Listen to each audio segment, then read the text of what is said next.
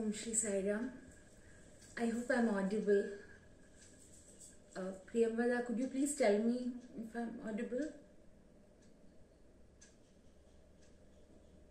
I hope I am.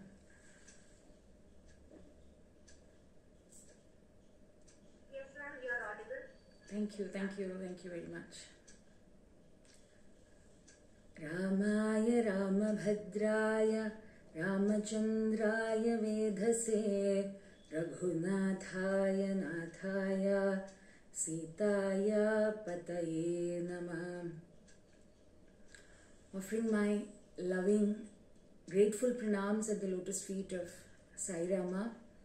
It's an incredible honor to be here this morning speaking to the current students on Ramayana in the summer course of 2021. My loving and grateful Sai Ram to all my teachers, director ma'am, warden, all the wardens, my department teachers and other teachers, my dear colleagues, friends, sisters, and my very dear younger sisters who have just joined the institute. Sai Ram and a very good morning to all of you. Today I chose the topic Thy Kingdom Come in the context of Ramayana.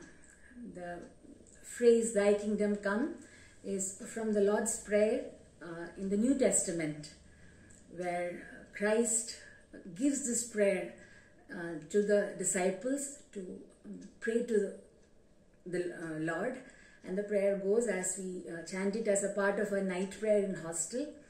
Our Father who art in heaven, hallowed be thy name. Thy kingdom come, thy will be done on earth as it is in heaven. Give us this day our daily bread, and forgive us our sins as we forgive those who sin against us.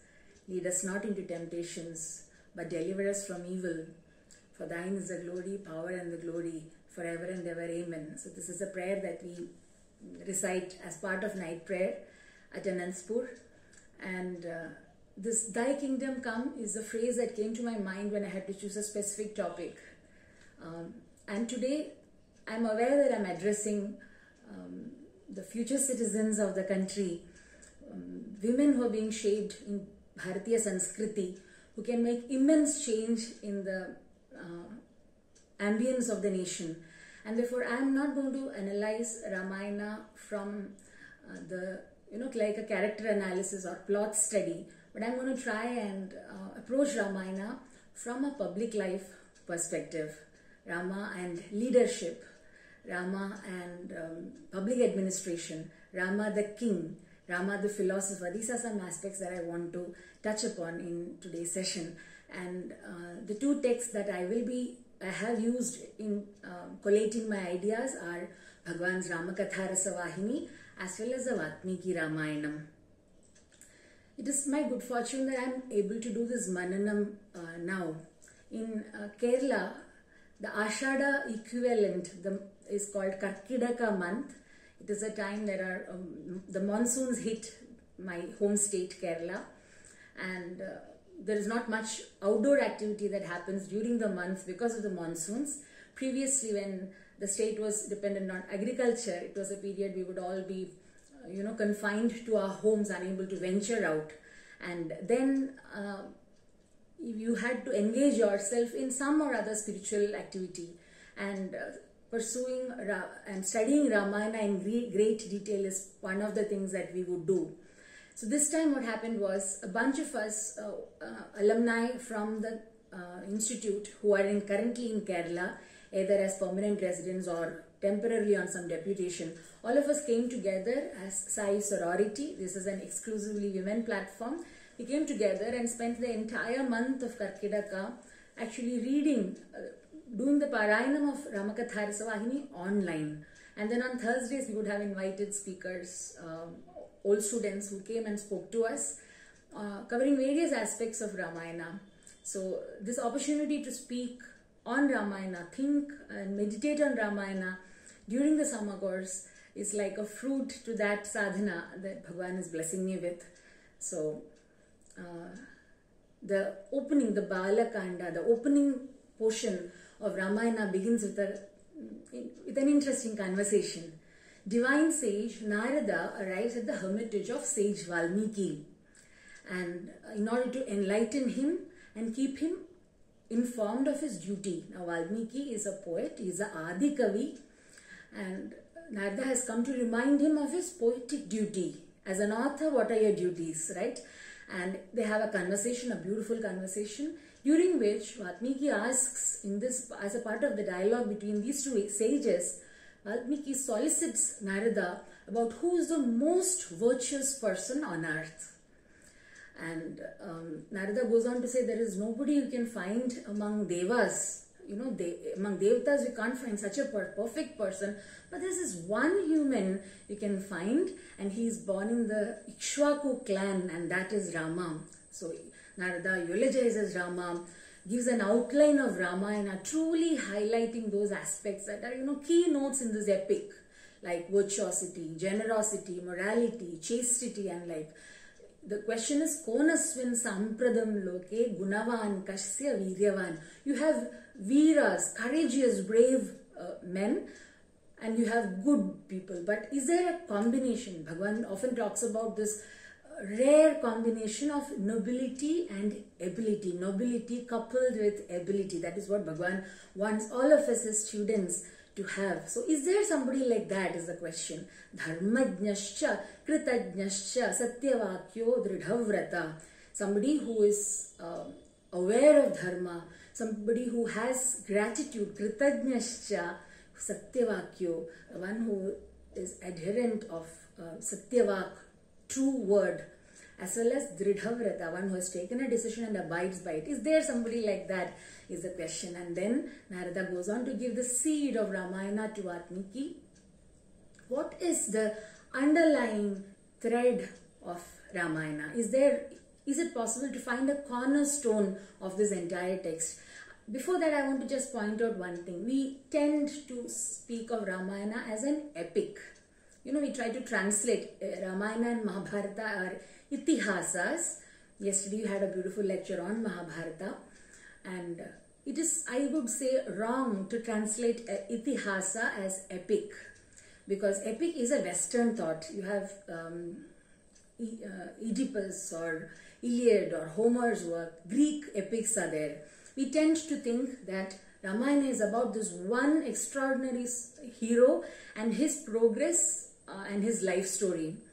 And Ramayana is just not like that. The entire concept of itihasa in Bharatiya Sanskriti is extremely different from the Western idea of epic. The reason being, itihasas were intended as an extension of Vedas. Vedas are the foundation of Sanatana Dharma. Hinduism is the word that we tend to use, but it is a misnomer. It is a name that has been given to us for being on this side of the Sindhu river, you know, the Indus Valley civilization, and so we became the Hindus. But it is true that the word Hindu also exists in Vedas, but the correct name would be Sanatana Dharma. Swami Ranganathananda very beautifully calls it eternal values of a changing society. What is Sanatana Dharma? Eternal values. Sanatana is eternal and Dharma is values. And this is not for one time. How are values Sanatana? How are values eternal? Because they are applicable through time, through changing times. In fact, eternal values for a changing society is a series of talks Swami Ranganathananda gave to Indian administrators, where he delineates what are the ethical aspects and administrative responsibilities that come out of this Eastern, you know, our Bharatiya Darshana, our approach to life. It is there in the library. I know that most of you are logging in from your homes, wherever you are, but I do hope that you all get the wonderful experience to explore the campus and read the rich, oh my God, the rich amount of work on Bharatiya Sanskriti that is available in our library. Coming back to the topic. In this series of talks, Swami Ranganathananda was addressing those who are preparing to be bureaucrats, you know, Indian administrative officers and so on. And then he says, he projects the example of Rama as the ideal leader, Rajarshi. And then he says the combination of a king philosopher like Rama and alert citizens, very alert citizens. This combination is what ensures progress in society. Now I want to explore this idea of a Rama as king philosopher. That is why I started by saying that I'm extremely aware that most in my audience are going to be change makers, hopefully, in our country. So Rama Rajya remains the highest, the greatest ideal a ruler can aspire toward. In any aspect, be in the context of law and order, justice systems, sovereignty, economy, women's rights and gender justice, diversity, inclusion, equity, all these catchphrases that you have now. In fact, not just that, even sensitivity towards environment and ecology, all of these are covered by the public domain that Rama exists in. You have exemplary ministers, advisors, spies and espionage in Ramayana is an interesting thing to study by itself. How bureaucracy works in Ramarajya, how border protection happens, how diplomatic discussions happening between, for instance, I will come to each of these individually, how that happens in the Ramarajya. How does Rama, the ruler, decide on taxation? What is the comprehensive development plan Rama has for the kingdom? Each of this is beautiful and worth thinking about. And there are multiple places where you see hints of this. The first place where we see Rama the ruler, Sri Ramachandra the ruler, is where the four brothers Rama, Lakshmana, Bharata, Shatrughna, they have just finished their education and they are taken on a Bharat Darshan tour. Now that is also part, if you are somebody aspiring to be a civil servant, this Bharat Darshan tour is something that you will be part of too. But the original inspiration is from Ramayana. So the four brothers along with the Prime Minister Sumantra are sent by Dasharatha, the emperor, for a tour of the country. All the pilgrim centers, all the major cities, they cover all of it. And at every place, this young prince who's under 16 years of age, probably as old as, younger than some of you are, he asks about, are there proper arrangement made for the pilgrims? Is there water supply? Is there sanitation? If there is a house that is dilapidated, he instructs the Prime Minister to fix it immediately. And all of these, and he also ensures that food arrangements are made for those who are hungry. So all this happens when he is under 16, okay? And then he comes back to Ayodhya and he looks very despondent. There is adolescence is marked with sulking and, teenage tantrums. So you see that in Rama, the teenager, but there is a reason. He's disillusioned because travel and education has given him a certain vairagya, certain detachment and disillusionment, and he shuts himself in the room behind closed doors. The mothers are not able to feed him, they're very unhappy, and then the mothers tell this to Vasishtha, and then Vasishtha comes visiting the prince and then gives him the beautiful advice that has come to be known as Rama Gita or Yoga Vasishtha. Again, something worth an individual talk by itself, which I hope we will all be able to listen to from some scholar someday. That is the first part where we see Rama the administrator. The second part is the travel with Vishwamitra. Travel is central to Ramayana. You see such exquisite, picturesque travel narratives. The young princes Rama and Lakshmana are taken by Vishwamitra to the forest to protect yajna. Protection of yajna, protection of dharma, protection of sacrifices is central to the ecology, the ambience of Ramayana. And as they go, you travel with them through the through the banks of Ganga, you travel with them. And at each point, you see Rama making very valid decisions with respect to governance, with respect to, the kind of decision making that comes is from a space filled with compassion and empathy. And after that, you see him in Mithila, exploring the city and eventually getting married to the wonderful princess Sita. I'll come back to the gender aspect a little later. And then another day when you find a lot of another moment when you find a lot of decision making and governance and public persona of Rama is when King Dasharatha decides to coronate Rama as the Yuvaraja, and the kind of response the citizens have. You may wonder that it is understandable that the family mourns when the prince has to go on exile. But why is it that this people of the city, the people of the country are mourning? That is when you realize this young prince of the Ikshvaku clan, who has not yet taken up administrative responsibilities, has made such a difference to the people of the land that they are missing, they are mourning that they are going to miss him for 14 years as a ruler amidst them. And that moment is extremely important for another reason too. That you see the nisangatva, the nirmamatva, the detachment, that is very essential, a beautiful quality that each of us need in our own lives. When Dasharatha is unable to tell Rama that he has to go on exile, it is Mother Kaikeyi who tells the prince that I have sought these two promises from my husband, and it demands that you go to on exile for 14 years, right? And then she's not apologetic, but she's kind of hiding the detail and putting it in a very polished way. And Rama the prince says, Vidhimam rishibhit tulyam kevalam dharma mashita. Mother, don't treat me like an ordinary mortal. Know that I am not someone who is deluded by artha and kama, money and desire. Vidhimam rishibhitulyam, treat me like a sage. Kevalam dharma mashita. The only thing I depend on is dharma. The reason I told you earlier that itihasas are not epics per se, but are an extension of Vedas is because of this.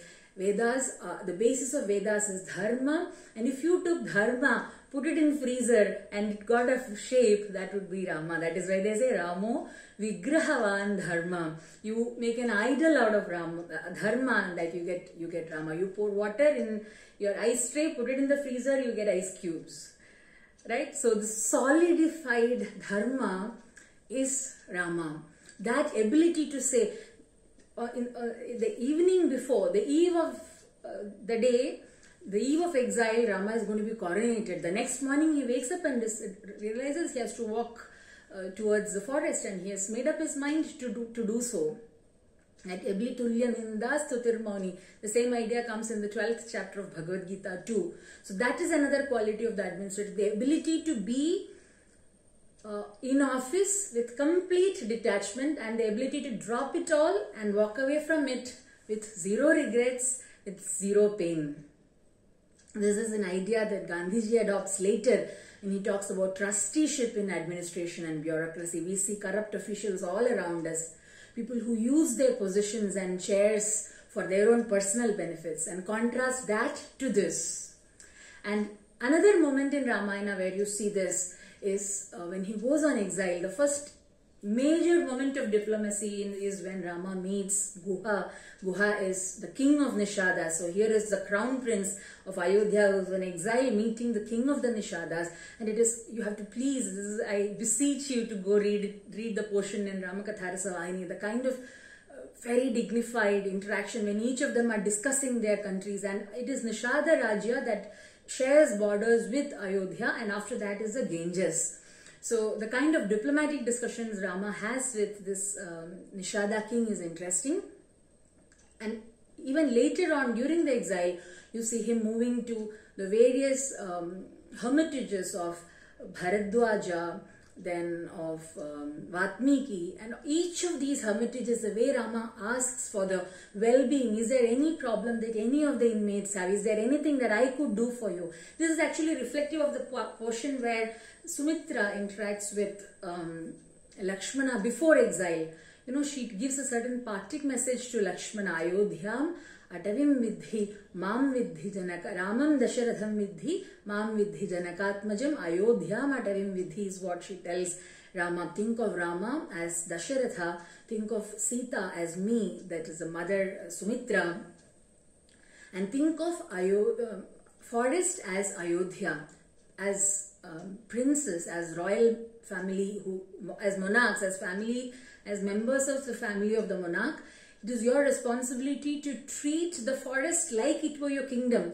And this is, if you ask me, environmental awareness and ecology at the finest, accommodating nature as part of culture, empathy. As a prince, the locus of your operation is your kingdom, and so preserve the forest, you know. And you see Rama doing that. In fact, there is a portion in Vatmiki Ramayana where Sita advises Rama, saying, Vairam vina raudrata, you know, you always carry weapons in your hand, but if you have a weapon in your hand, you will tend to hurt a plant sometimes, a leaf or a creeper sometimes. So please be aware of not using violence. The call for no to violence is at the center of Ramayana. It begins with Ma Nishada, isn't it? You may be aware that Ma Nishada Pratishtham is the first shloka, and that is a product of shoka. Shoka is despair, shloka is a verse. So the verse that is born of despair is the essence of Ramayana. Throughout you see this movement towards shoka in Ramayana as an emotion. I would think that Kalidasa was having Ramayana in mind when he said Rudita Anusari Kavi as the definition of poet. Who is a poet? And Kalidasa gives this very, very beautiful definition and says Rudita Anusari Kavi. The poet is the one who follows the trend of the tears, follows the trajectory of tears. Vatmiki, the poet, begins with Rama, the hero. And somewhere around the coronation, and after that when Mother Sita is left in the forest, you see Vatmiki shifting allegiance and moving away from Rama and more towards Mother Sita. And that is another aspect that I want to come to. Gender justice, justice towards women, is something that is extremely central to Ramayana. You see fantastic women characters. The beauty is that Ramayana is a whole universe filled with plants, places, animals, monkeys, birds, all kinds of beings.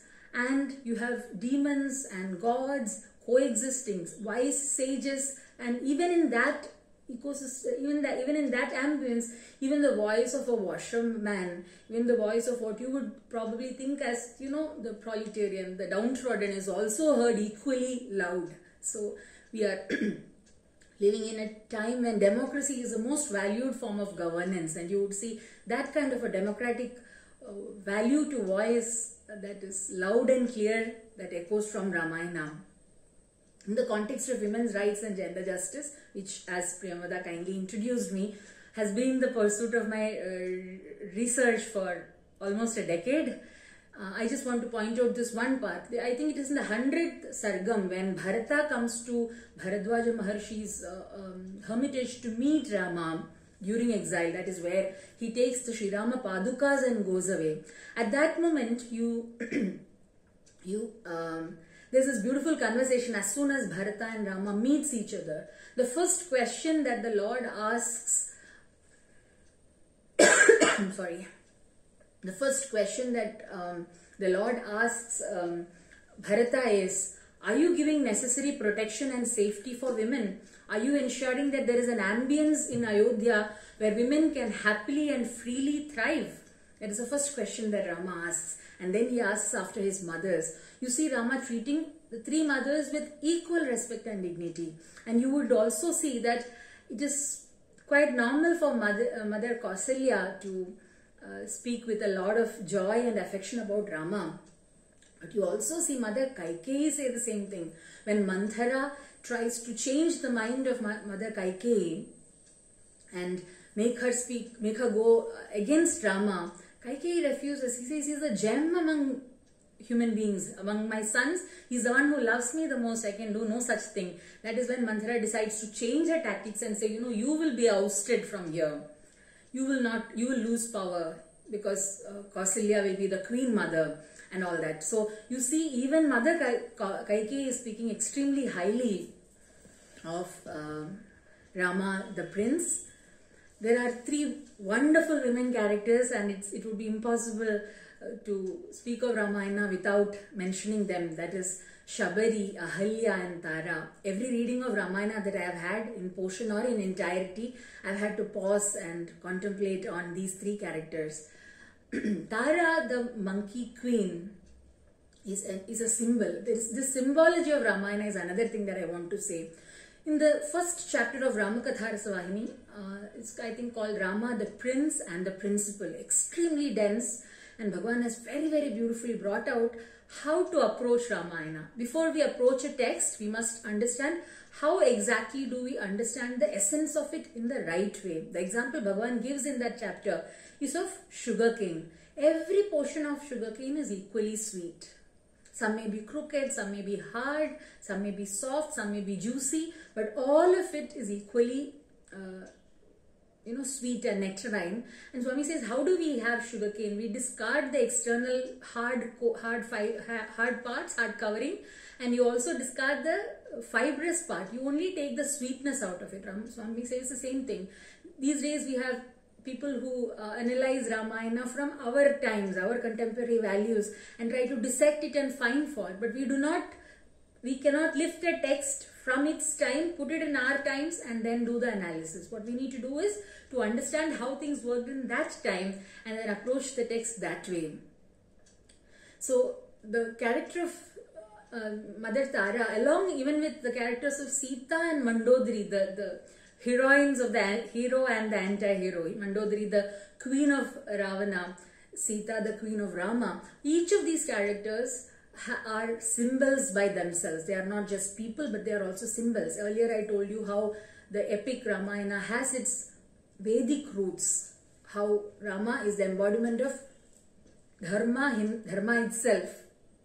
The same way, Mother Sita was found by King Janaka when he was plowing earth for a yajna. So she is earthborn. The same way, Queen Mandodari is the child of an Apsaras, who is a heavenly being.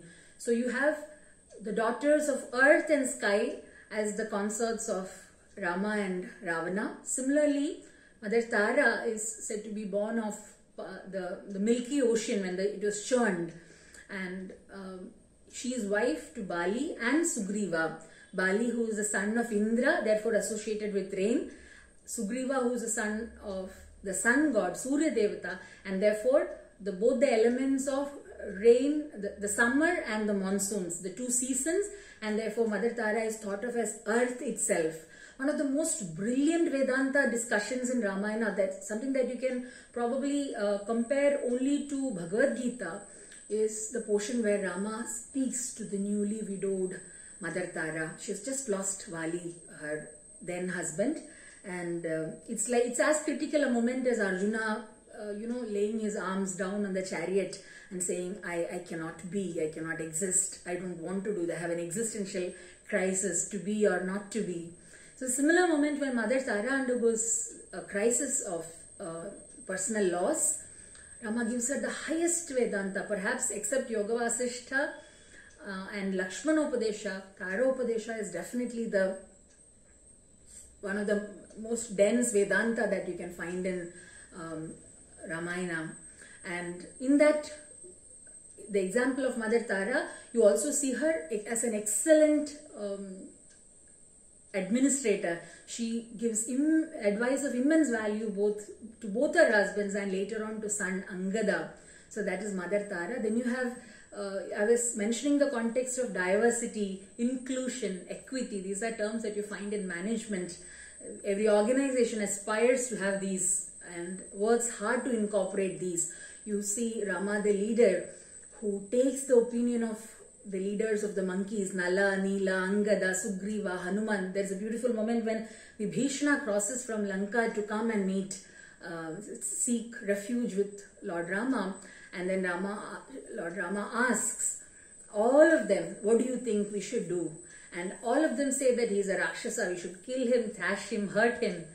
And then Hanuman says that Vibhishana is a devotee, this is your devotee. In Lanka, which is surrounded by evil, he takes your name, worships you, has been dharmic. Therefore, please do not hurt him. And then the Lord reassures that is a beautiful message for all of us. Abhyam sarva bhutebhyo dadamnyetat vratam mama. I have only one vow. Bhagavan has also told us this in the Sai Avatar. The promise that he has taken is Abhyam sarva bhutebhyo. All creation, I offer refuge. That is the promise that I have given. So this is another moment and also when the Rama Setu construction happens, the Lord takes the opinion of everybody in the construction, the engineers, the architects of the bridge, as well as the commanders-in-chief for the Rama-Ravana Yuddha. That is also the monkey chiefs. You see him being inclusive. And we talk about Hinduism in the last 2 centuries with a lot of derision. Where there are many people who do not even have the courage to say, I am a practicing Hindu. You know, as if to have firm faith in religion or practice faith and religion is contrary to our public persona that we want to project. But it is extremely important to know that in the Treta Yuga's ambience, the queens do not undergo sati. It was an optional thing. One of the only satis that we see in Ramayana is the wife of Indrajit, where she voluntarily goes into, and also Mandodari. But you don't see the 3 queens, Kaikeyi, Kausalya, Sumitra, undergoing sati practice at all. You also see that Mother Sita, at the most dramatic point, the most controversial point perhaps, I have no way to defend the moment, but I just want to mention it. You see Mother Sita saying, enough is enough. There is a beautiful description in Valmiki Ramayana. As I was saying, you almost feel that Sage Valmiki, the poet, is shifting allegiance and shifting in favor of Sita, Mother Sita, over Rama, where she comes back to Ayodhya from the forest at the time of the yajna and finds this very thoughtful, very mournful, very lonely Rama sitting beside the golden Sita, demanding that Mother Sita undergoes another proof of her chastity and her purity. The prayer that she says then is, if I have been pure to my Lord all my life, if it is true that no other thought has crossed my mind, then Mother Earth, come take me away. It's a beautiful message. I hope that my time is almost up. Perhaps I've already exceeded my time limit. My hope and request is that all of you during your stay in the campus imbibes this spirit of self-esteem, of valuing oneself as the foremost. In one of the addresses that Bhagwan gave in the campus, I think the translation, the book translated by the former director Hemlata ma'am is available with Satsai Books and Publications Trust.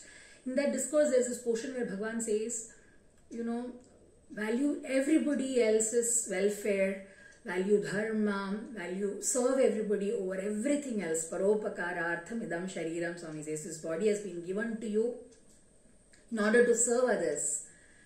And then Bhagwan goes on to describe that, and then Swami pauses and says, but value yourself over everybody. This is a very subtle difference that Bhagwan also tries repeatedly to bring in Dharma Vahini when Swami discusses what is Paradharma, what is Swadharma, what is Atma Dharma. This discussion of Ramayana can never be complete without going close, approaching this discussion on Dharma, because Rama and Dharma are synonyms, are one and the same.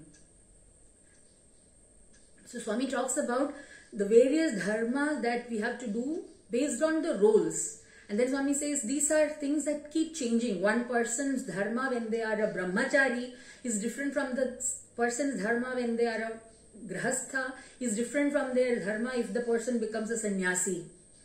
Or it is the same thing with respect to the roles that you play as, the role that you play as daughter is different from the role that you play as a sister, is different from the role that you will play as a teacher or a doctor or an engineer or a lawyer. Right? There are these roles that we don, and there is a dharma, a primary dharma we have to do towards ourselves. And that empowerment is what Bhagwan does. Swami, in the Sati Sai Avatar, the video that you just saw is of Bhagwan's inauguration of the Anandpur campus. He was a champion of gender justice, justice, women's rights. And that message of powerful women characters is one that I would want all of you to take away in the context of Ramayana. The one character that I wanted to mention, I will not take more than 3 minutes. The one character that I wanted to definitely not miss is that of Mother Shabari. There is a beautiful conversation with Rama and Shabari where Mother Shabari tells, I have been waiting for you, Lord. I have been pining and waiting for you. And she was considered as an untouchable then. So she was not even allowed. Also, it was a monastery where only men were there. So she would hide behind the bushes and clean up the passage which these sages used and serve them indirectly, so that she did something towards her spiritual progress. And that is when the Matanga Maharishi, who is the preceptor of the ashram, tells her to come and stay with him in the ashram, and then says that I am leaving, my earthly sojourn is over, I am giving up my body, but you be here, your Lord will come. He comes and ever comes, says Tagore. So Mother Shabri waits there longingly for her Lord and prepares every single day for that arrival. That is a beautiful message that I want to end the talk with. Constant pining and waiting for the Lord. When will that grace dawn in our hearts? And then when the Lord comes, she offers each fruit tasted, bitten. Offering every single experience to Bhagwan is another lesson you as students will learn, imbibe, I hope, during your stay, virtual and real, in the campus. She tastes and offers. Very often in life we will have things that we want to hide from Swami, but Swami is your best friend.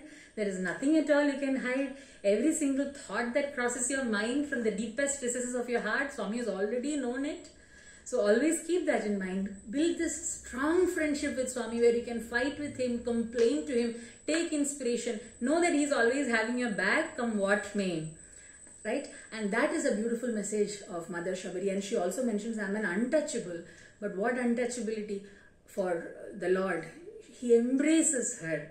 He holds her close. So all the sort of divisions that we have in mind, you see Lord Ramayana's ambience itself deconstructing them all. You see Lord hugging, embracing Vatmiki. You see Vatmiki embracing Mother Sita out of great love, fatherly affection.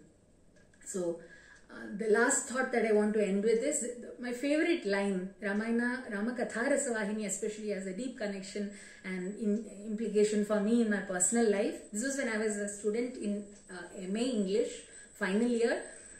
Our batch got a rare opportunity to present a music concert in Bhagwan's presence. And I had the opportunity to do the commentary. So one of the songs was to call out to the Lord saying, please come to us. Eppo Varuvaru, I think, was a song. It's a Tamil kriti that prays to the Lord saying, when will you come? Because those days when we went to Prashanti Nilayam, we always wanted to tell Swami, please come to Anantapur. So this was one of the prayers. And so as a commentary, I had said, Lord, come to us, O beloved Lord, I think. So that was the portion that I had said. And at the end of the program, it was on Feb 14th, Valentine's Day, Swami kindly, graciously came down from the dais to our midst, spent time with us, gave us such great joy, and that is a beautiful moment. But in the commentary, as a part of it, I had used one line, which happens to be my favorite line of all the Vahinis, and that is, the joy that you can cause in the heart of God is the only worthwhile achievement. This is a line that the bird Sampati tells the Vanaras when they are in search of Mother Sita, Sita Anveshana. The joy that you cause in the heart of God is the only worthwhile achievement. And I had used this line in commentary, and I really wanted Swami to acknowledge, that I have used a line from the Vahini. And incidentally, Swami looked away from me. I expected a smile, a glance as I said that line, but Swami looked away, and I was disappointed. But years later, when I sat down to watch the CD, I would realize that Bhagwan has looked right into the camera and smiled when I said that line. And if he had actually looked at me and smiled, it would have been a momentary thing. But by looking right into the camera and smiling when I said that line, he has blessed me doubly. Every single time I want to watch that smile when he responded to a line that I quoted of him. That is the parting message with which I want to conclude the talk.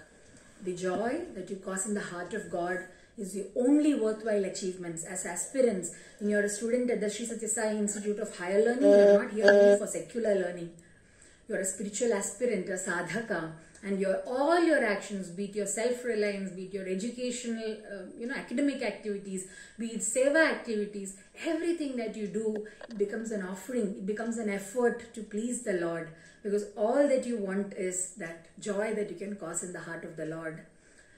Dearest Bhagwan, I am immensely grateful for this opportunity to meditate, contemplate, speak on Ramayana in this most sacred occasion of the summer course, where you have had such veteran speakers speak in the previous editions.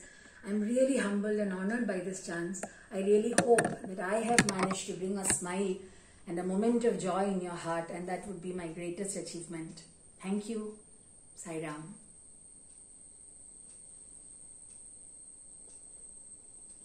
Thank you, Madam, for taking us through an analytical approach to Ramayana and lucidly explaining to us the concept of Sanatana Dharma, the real meaning of Itihasa, symbolism in Ramayana, the inspiring women characters in Ramayana, and the glorious personality and various facets of Lord Rama as an administrator, decision maker, and